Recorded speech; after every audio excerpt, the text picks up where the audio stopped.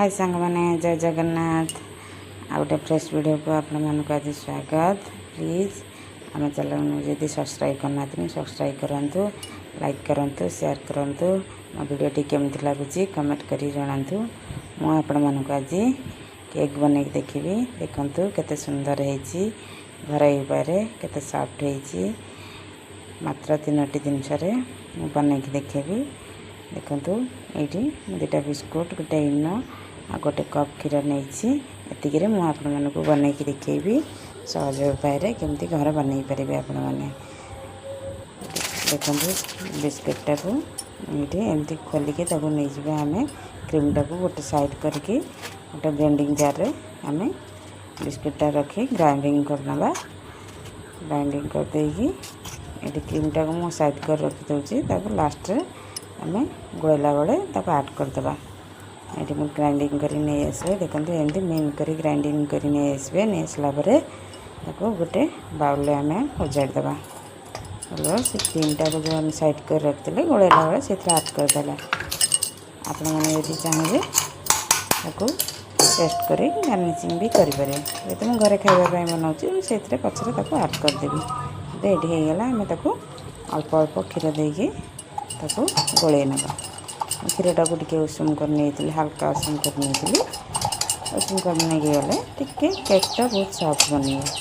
देखो एमती गोटे 2 मिनट जाके आम गोले ना। अल्प अल्प क्षीर देकी एकाथर देदेले आमर पानिया हो बहुत पानी पतला हो गले केकटा बनवाई बहुत समय लगे। से अल्प अल्प क्षीर दे जी लगे से क्षीर यूज करवा। गोटे कप नहीं मोर प्राय हाफ कप भाया लगे एम क्वांटिटी रखे बेसी मोटा करें कि बेसी पतला करें। गोटे भलसे मेल्ट होगा गोटे 2 मिनट एमती आम ताको गोले चलवा। गोले चलना देखो ये होगला और ये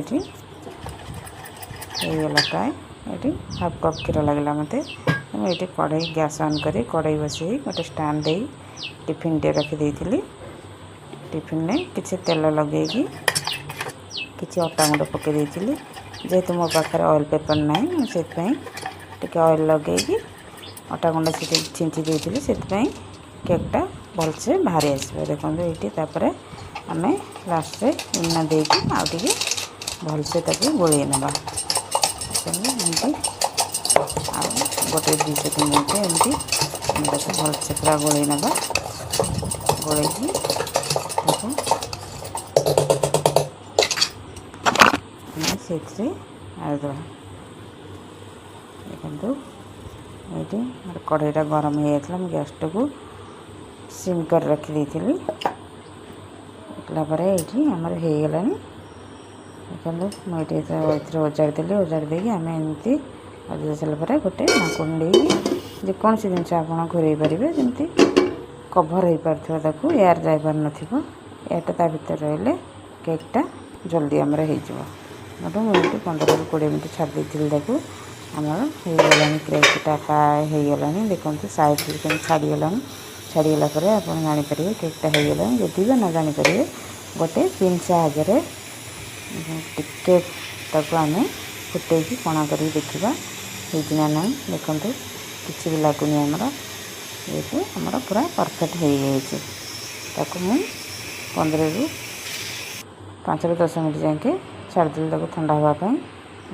ठंडा होगला आम बाहर कर गरम बाहर कले बाहर भलसे।